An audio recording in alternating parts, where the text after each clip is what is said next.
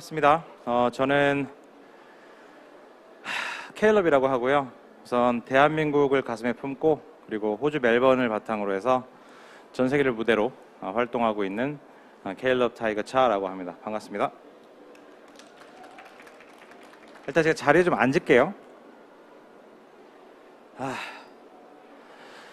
우선 이렇게 커피 토크 이 자리에 초대해 주신 영광스러운 자리에 초대해 주신 카페쇼 관계자 여러분들 감사드리고, 그리고 이렇게 직접 또 참여해 주신 우리 청중 여러분들 감사드립니다. 제 소개를 제가 간략하게 다시 한번 드릴게요. 저는 2015년에 스웨덴에서 열린 그 월드 오브 커피 공인 세계대회 월드 라테 챔피언십에서 한국인 최초로 우승을 했고, 2016년도부터는 이제 심사를 하기 시작해서 마찬가지로 월드 오브 커피 공인 세계대회 심사위원 자격을 갖추고 세계대회를 심사를 하고 있습니다. 그리고 2018년부터는 타이거스 에스프레소라고 하는 카페를 멜번에 오픈을 해서 카페를 운영하고 있고요. 그리고 또 최근에는 험블 타이거스 커피 로스터스라는 로스터리를 오픈해서 또 커피 납품, 또 교육 이런 걸 진행하고 있습니다. 그와 별개로 또 아센션 그룹이라는 그 회사를 만들어서 거기서 이제 컴퍼니 디렉터로 멜번에서 다양한 커피 사업을 진행하고 있습니다. 말씀을 드리니까 되게 거창한 것 같은데 거창한 건 아니고요. 네. 제가 사실 처음에 여행에 관련해서 이야기를 해주시기를 바랬어요. 근데 제가 드릴 수 있는 이야기, 여행과 커피와 연관성, 그러면 제가 전 세계를 다니니까 전 세계 커피에 대한 어떤 그런 이야기, 너무 좀 상투적일 것 같아서 제가 좀 다른 식으로 해봤습니다. 우리 각각 개개인이 여러분들의 인생이 하나의 여행이잖아요. 그래서 그 개개인의 여행, 그 여정을 가는 데 있어서 우리가 항상 생각한 대로만, 계획한 대로만 진행되지는 않잖아요. 그렇죠? 그래서 어떻게 보면 저의 경험을 여기에 대입해서 여러분들이 작게나마 좀 도움이 되거나 혹은 또 이정표가 될 수 있는 마음으로 이런 스토리를 한번 준비를 해봤습니다. 잘 들어주시길 바래요. 제 삶은 사실 제가 지금 제 소개를 한 것과는 다르게 단 한 번도 평탄하게 간 적이 없습니다. 네. 너무나 어려운 인생을 살고 있어요. 물론 지금도 그렇습니다만 저는 일단은 밴드 드러머였고요. 그 다음에 보컬을 걸쳐서 태권도를 했습니다. 선수하고 시범단을 하다가 의류업체 말단 직원이기도 했고요. 그리고 두부공장에서 일을 했습니다. 그리고 한국에서 마지막으로 가진 직업은 자산관리사였어요. 진짜 인생에 맥락이 없어요. 그죠? 너무 무맥락인 삶을 살고 있었습니다. 항상 제가 이 인생이라는 파도를 겪으면서 선택과 기로에 놓이게 되었는데, 제가 어떤 선택을 했고 이 선택은 어떤 결과를 낳았고 또 어떤 방향으로 갈 수 있는지에 대해서 한번 얘기를 해보려고 해요. 우리가 하고 싶은 거를 이상이라고 하죠. 그 다음에 할 수 있는 것을 현실이라고 합니다. 우리는 항상 이상과 현실 사이에서 되게 갈등을 하는데요. 이상과 현실이 맞았을 때 정말 행복한 삶을 살 수 있다라고 얘기들 하죠. 그런데 정말 그러기는 어렵잖아요. 제가 군대를 전역할 무렵에 저의 이상은 컨벤션 매니저였습니다. 컨벤션 매니저라고 하는 것은 이런 작게는 전시 기획, 카페쇼, 크게는 올림픽과 같은 행사를 기획하고 진행하시는 분들이에요. 정말 너무나 매력적인 직업이라고 생각했었죠. 전역을 하고 시험을 준비를 하는데 보통은 11월에 시험이 있습니다. 그런데 제가 전역하는 날에는 5월로 당겨진 거예요. 제가 전역을 2월 말에 했으니까 채 석 달도 되지 않는 기간 동안에 시험을 준비하기가 너무 어려웠어요. 결국은 시험을 낙방하게 되고 제가 이상적으로 꿈꿨던 컨벤션 매니저의 삶을 사실 못하게 됐습니다.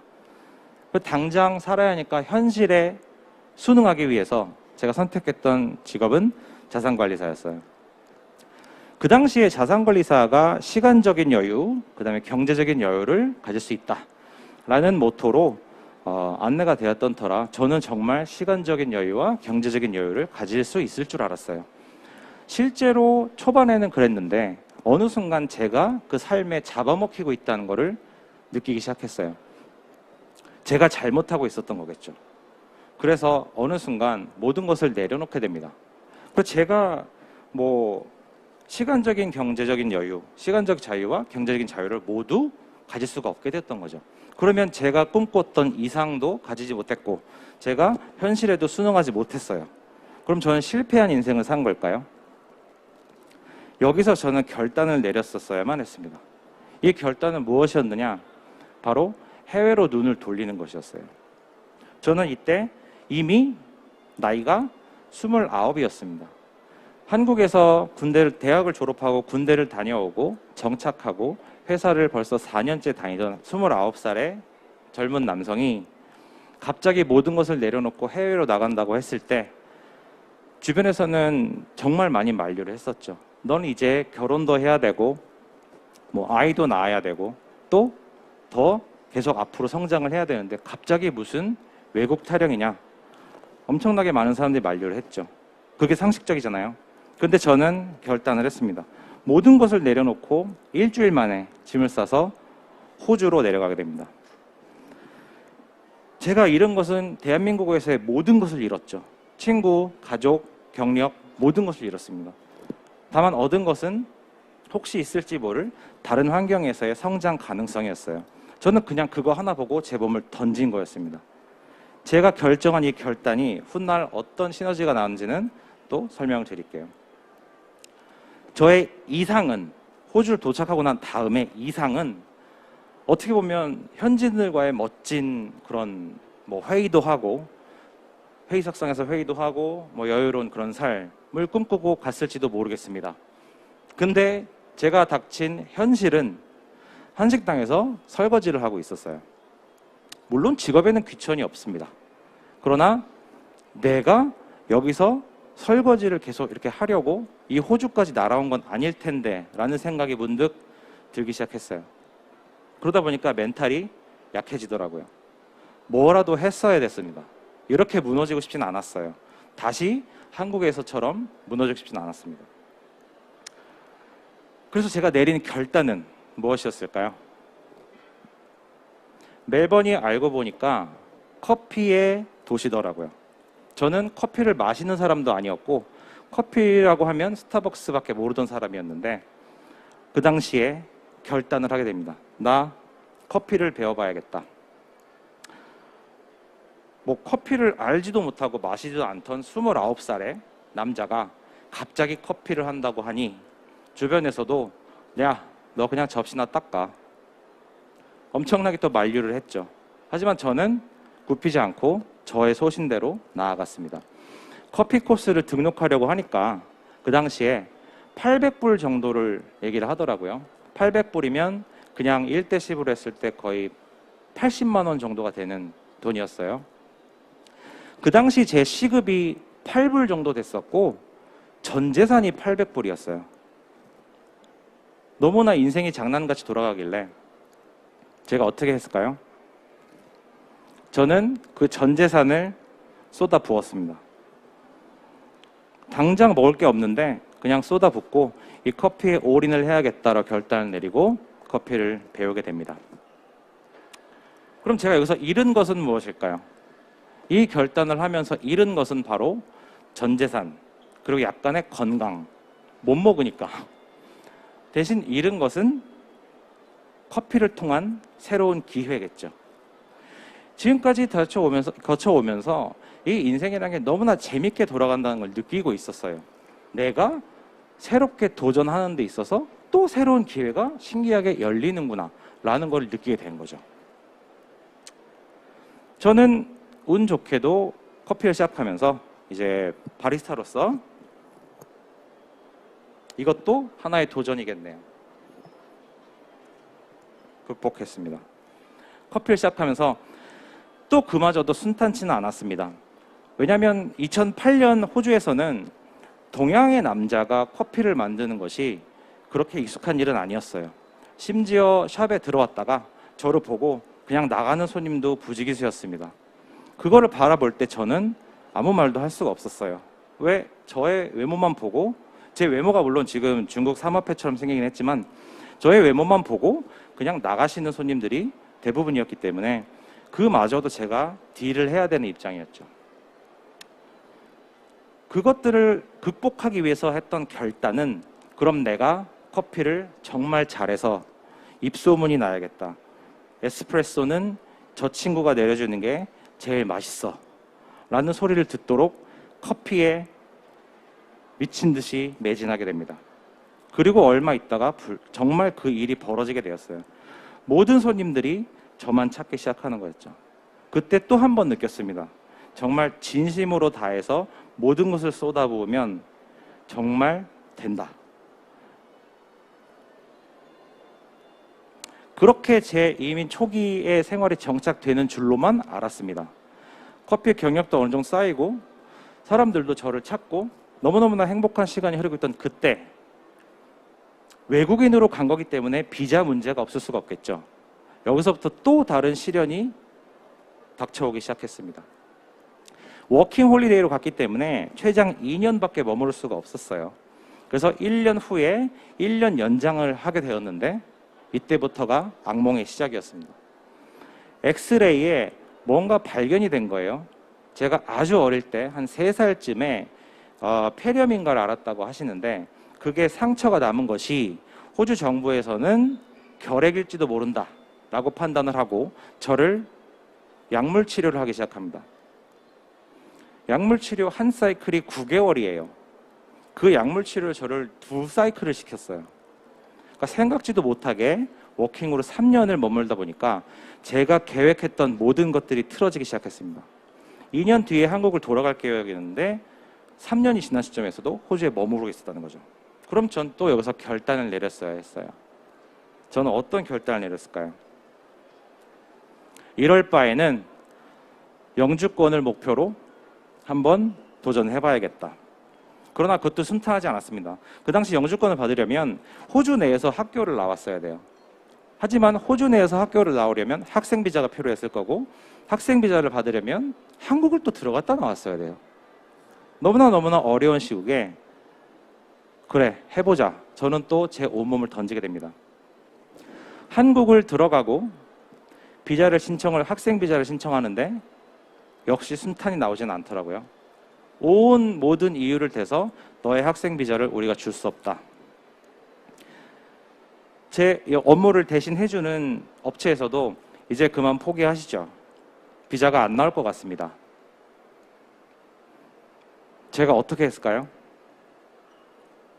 저는 끝까지 포기하지 않고 할 수 있는 모든 것을 준비해서 제출을 했습니다. 결과 7개월이 지나서 학생 비자가 겨우 나오게 돼요.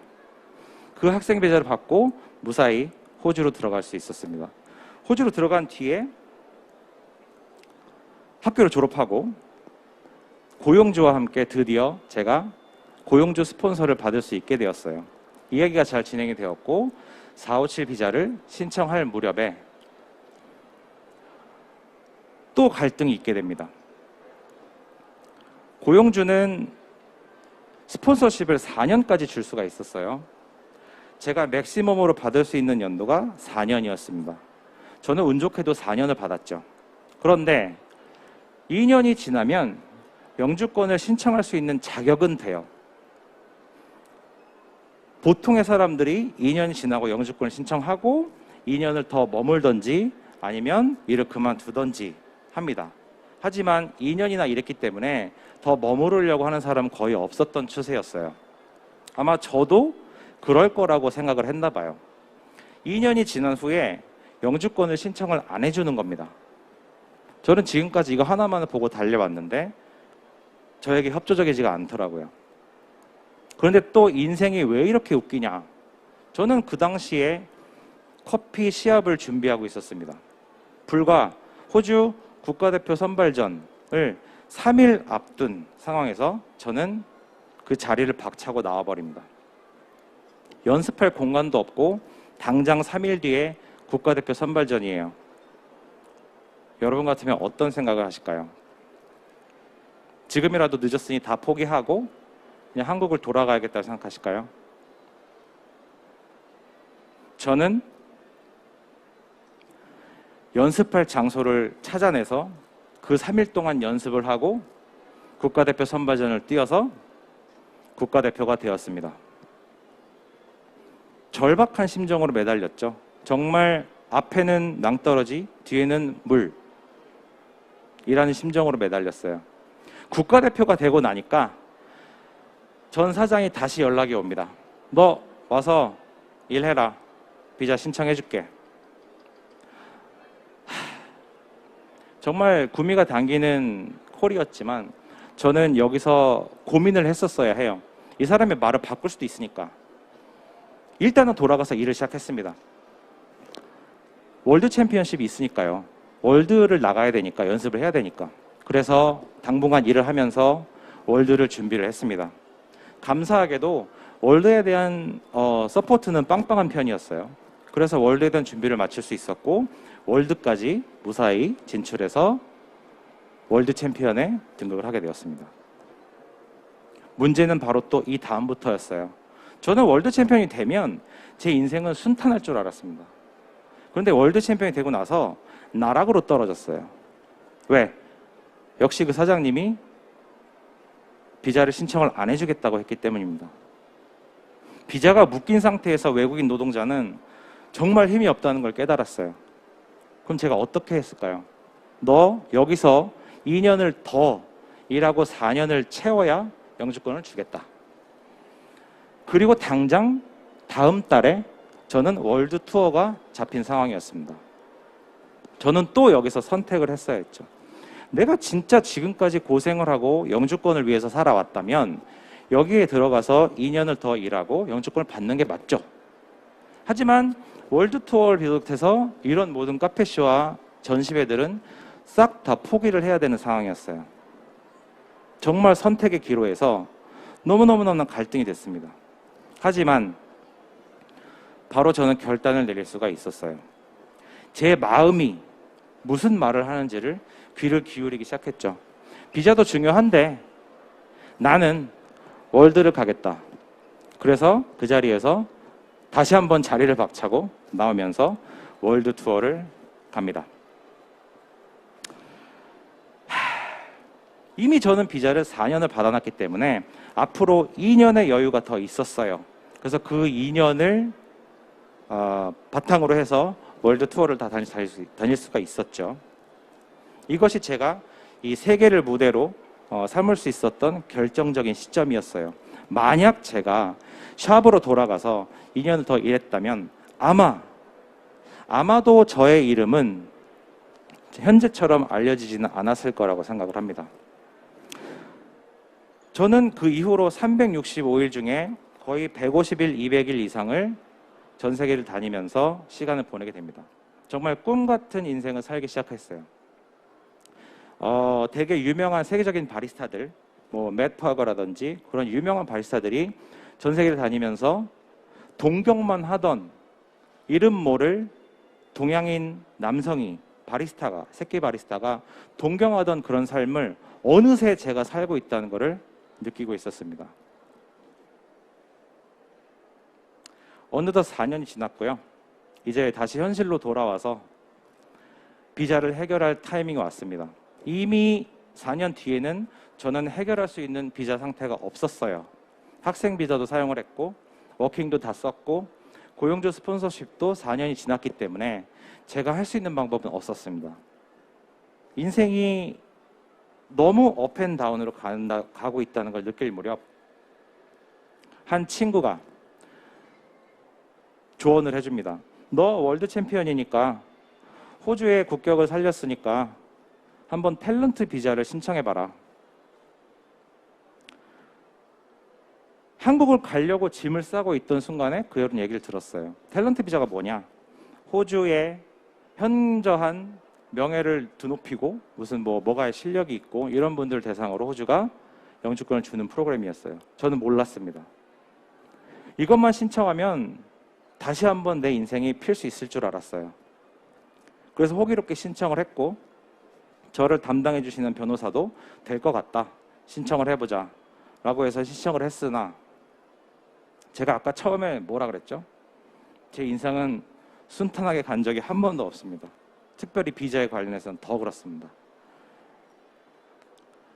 이 비자는 이민성으로부터 거절을 받게 됩니다. 제가 그 거절 소식을 듣고 다시 한번 하늘이 무너지는 경험을 했어요. 정말 이제 호주는 끝이구나. 나는 돌아갈 곳이 한국이구나. 한국에서 다시 터전을 잡기에는 이미 36살이 넘어버린 이 사람이 무엇을 할 수 있을까? 당장 두려움이 앞섰습니다. 너무나 무서웠어요. 여기서 저는 또 다시 한번 결단을 내렸어야 했습니다. 그 결단이라고 하는 것은 별로 많은 분들이 하는 결단은 아니었어요. 저는 항소를 하게 됩니다. 이민성의 결정에 대해서 항소심을 신청하게 됩니다. 말도 안 되는 결정이었죠. 저희 변호사와 함께 항소심을 신청하고 그 항소심은 또다시 끊임없는 기다림의 시간으로 빠져들었습니다. 저는 하염없이 기다릴 수밖에 없었고 매일매일이 정말 불안한 날의 연속이었어요. 그 어느 것에도 집중을 할 수가 없었습니다. 나는 왜 항상 인생이 이런 식으로 가는가? 자책도 해보고 원망도 많이 해봤는데 현실은 냉정하더라고요. 그러던 중에 항소심 청문회가 잡혔습니다. 저는 항소심을 위해서 정말 제가 동원할 수 있는 모든 것을 동원했어요. 그 동원할 수 있는 원동력은 바로 월드 투어였습니다. 월드 투어를 하면서 맺었던 그 인연들이 저에게 전 세계에서 레퍼런스를 써주기 시작했어요. 이 친구는 내가 만나봤는데 진짜로 그렇다. 호주에서 필요할 것이다. 라는 레터를 전 세계에서 써주기 시작했습니다. 그런 매직이 벌어지더니 호주 스페셜티 커피 협회 전 회장, 현 회장, 부회장, 그리고 커미티 위원회 회장님이 증인으로 출석해 주시겠다고 해서 우리 모두가 증인으로 출석해서 청문회가 시작되었습니다. 너무나 떨렸어요. 이 자리에 앉아있는, 지금 현재 이 자리에 앉아있는 것보다 저의 미래가 걸린 결정을 앞에 계신 판사님이 말 한마디로 결정된다고 하니까 거의 기절할 것 같았습니다. 어떤 이야기를 어떻게 풀어야 가야 될지도 모르겠고 무슨 얘기를 했는지 기억도 사실 나지 않아요. 증인분들은 이 케일럽이라고 하는 친구는 지금까지 이렇게 호주를 위해서 헌신을 했고 호주 스페셜티 커피 협회를 위해서 이만큼의 노력을 했고 세계에서도 이렇게 인정을 받는 친구이기 때문에 이민성의 결정은 온당치 않다. 다시 한번 재고를 해주기 바란다. 라며 강력하게 저를 추천을 해주셨습니다. 그 결과는 어떻게 됐을까요? 호주에 간 지 13년 만에 드디어 영주권이 승인이 났습니다. 여러분 박수 한 번만 주세요. 감사합니다. 네. 제가 겉으로는 조금 전에 제 소개를 드릴 때처럼 뭐 로스터리의 CEO고 카페 사장이고 세계 챔피언이고 이런 겉으로에 보이는 프로파일을 설명드릴 때는 모든 것이 순탄해 보이고 모든 것이 쉬워 보였을지 모르겠지만 사실 제 삶은 지금 말씀드린 것처럼 업앤다운의 연속이었습니다. 그러나 그 모든 것은 제가 그 순간 제 마음이 더 원하는 쪽으로 선택을 했기 때문에 가능한 일이 아니었나라는 메시지를 드리고 싶어요. 지금 여기 앉아 계신 분들 중에서도 현재 커피 업계에 계신 분들이거나 아니면 다른 산업에 계신 분들이 있을지 모르겠지만 아마 각자 가지고 계신 고민들이나 그런 부분들이 있을 거라고 생각합니다. 그럴 때는 저의 스토리를 한번 대입해서 생각해 보시는 게 좋을 것 같아요. 나는 진짜 내 마음이 원하는 건 뭔가? 나의 이상은 사실 이것이지만 현실적으로 이런데 이 현실에 순응할 것인가? 아니면 다른 대안을 찾아서 나의 모든 것을 던져서 내 마음이 원하는 것을 할 것인가? 저는 마음이 원하는 걸 해야 된다고 생각을 합니다. 이것이 옳다, 뭐 어떤 것을 하고 싶다라는 생각이 든다면 그거를 하는 것이 무조건 맞습니다. 자, 만약에 지금 현재 여러분의 나이가 걸린다라고 한다면 저는 29에 커피를 시작했고요. 36에 월드 챔피언이 되었습니다. 그리고 40이 넘어서 로스터리를 시작하고 수출을 준비하고 있어요. 어찌 보면 상당히 늦은 나이라고 볼 수 있습니다. 그런데 저뿐만이 아니에요. 하버드 비즈니스 리뷰의 결과를 보면 이 창업가의 연령은 보통 45세 정도라고 합니다.